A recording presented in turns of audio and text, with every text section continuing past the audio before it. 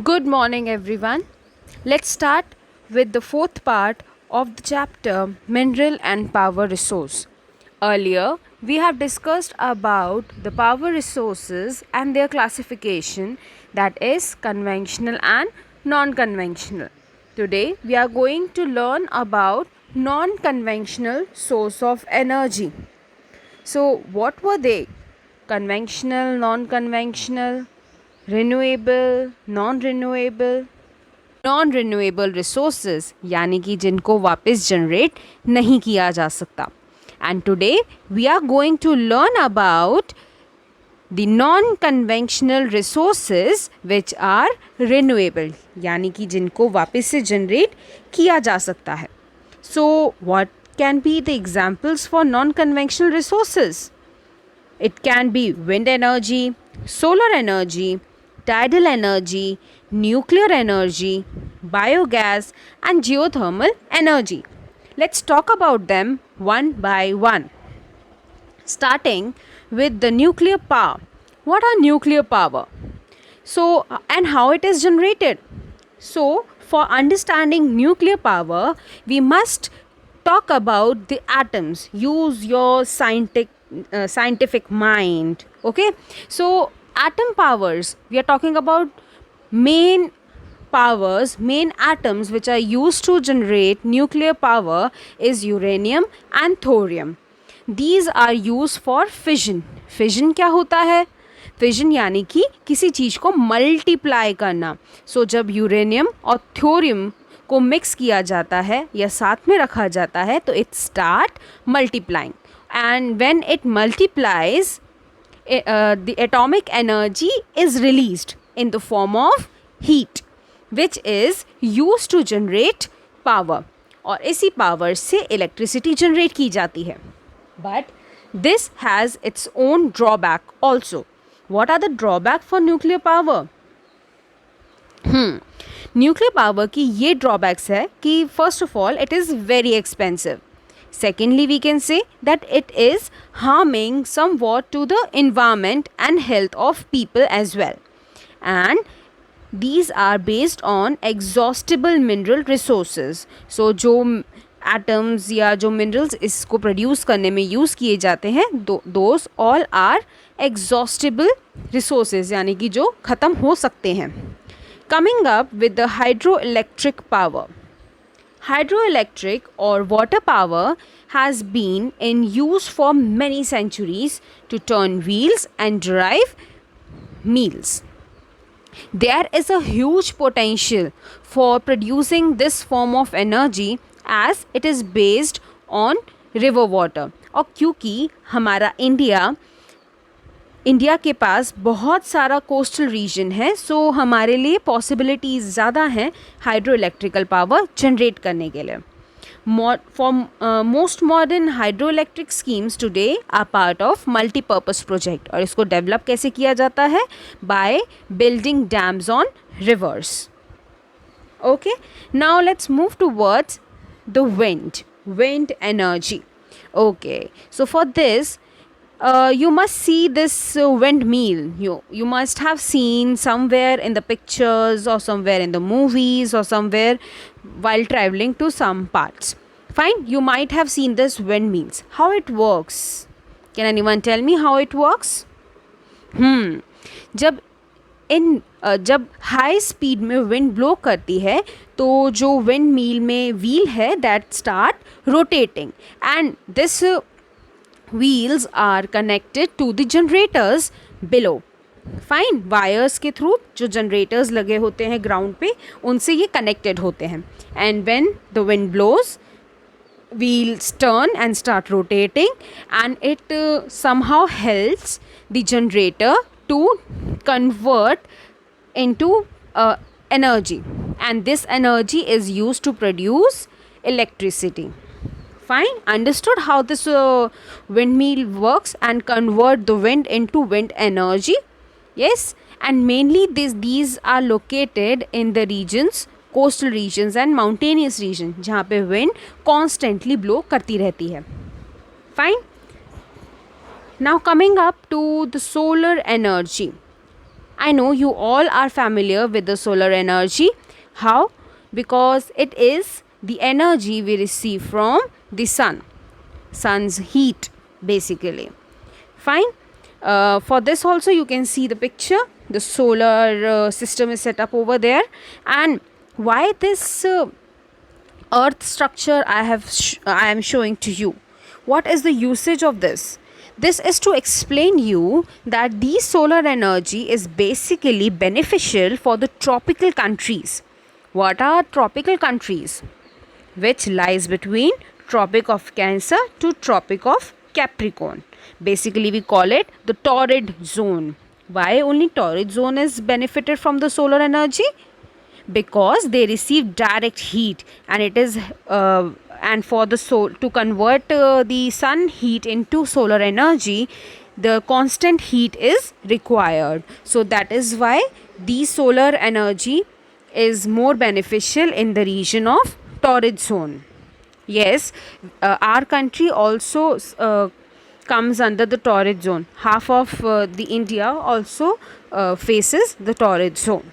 Coming to the geothermal energy. Now, when we are talking about the geothermal energy, we need to understand that this energy is obtained from beneath the earth. How? As I hope you all remember the layer of the earth. In between, in the center of the earth, we have core, then we have mantle, and then the crust where we live. So core is the hottest part of the earth. So that heat is used to generate electricity as well. So that is why, and that is considered as geothermal energy. Geothermal energy is derived from volcanic phenomena such as hot springs and geysers. It is, but the drawback is it is limited to the areas where there is volcanic activities. So हम इसको कहीं पे भी setup नहीं कर सकते, only उसी reason में सेटअप कर सकते हैं जहाँ पे volcanic activities होती रहती है. So in India, a geothermal energy plant has been set up at Manikaran in Himachal Pradesh for electricity generation. Coming to the tidal energy, let's talk about the tidal energy. Tidal energy is important in the coastal areas where it is generated from the rising tides. Fine. Tidal power might be a useful source of power generation for the future, though it is uneconomical at present, because अभी हमारे country के पास इतना पैसा नहीं है, या हम बोल सकते हैं कि इतना सेटअप नहीं है हमारे पास कि हम इस वक्त टाइडल एनर्जीज़ को यूज़ कर सकें.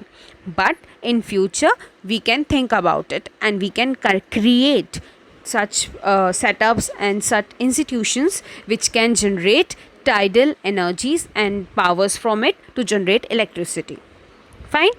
Coming to the biogas. Biogas is utilized in many parts of India and other ancient countries. It is generated by using biomass farm waste such as rice husk and beggars, animals and poultry waste and human excreta. This energy is also used.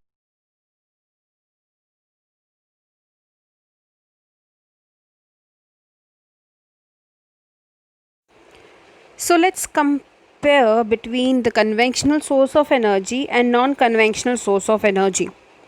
First classification we already have discussed, that conventional are non-renewable and non-conventional are renewable. Conventional source of energy can cause different types of pollution, whereas non-conventional source of energy causes very less pollution.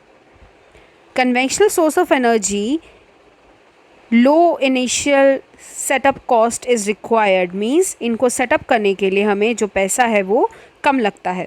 whereas non-conventional source of energy we required moderate initial setup cost, means it is not very expensive but quite expensive than the conventional source of energies.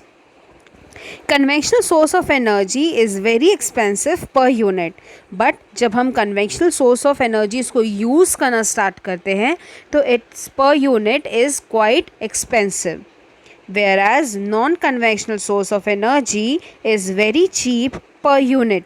हमें इसको setup करने में ज़्यादा पैसा लगता है, but when we start using it, it is very cheaper. Conventional source of energy is limited reserves, whereas non-conventional resources are unlimited reserves. So this is the classification between conventional sources and non-conventional sources. Now let's see that how can we conserve the conventional sources. So we know that there are thread to conserve these resources. Conventional sources are non-renewable, so we need to take care of it so that we can conserve it properly. There is an urgent need for the conservation for conventional minerals and power resources. So let's discuss and examine some measures that we can adopt.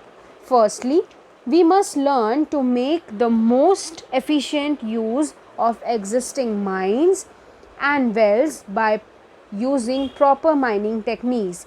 क्योंकि हम अगर proper techniques mining techniques को apply करेंगे तो it will be easier to lower down the environmental hazards.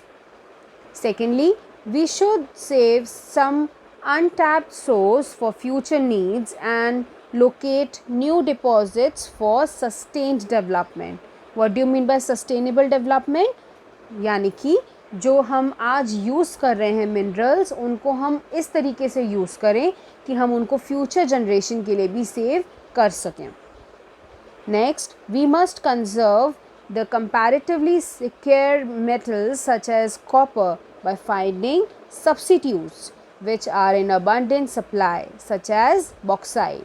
यानी कि ये क्या कहना चाहता है कि जो मिनरल्स, जो मेटल्स हमारे पास कम है, मीन्स हमारे पास उनकी अवेलेबिलिटी बहुत कम है, हमें उनका ऑल्टरनेटिव ढूंढना चाहिए ताकि हम उनको भी बचा सकें.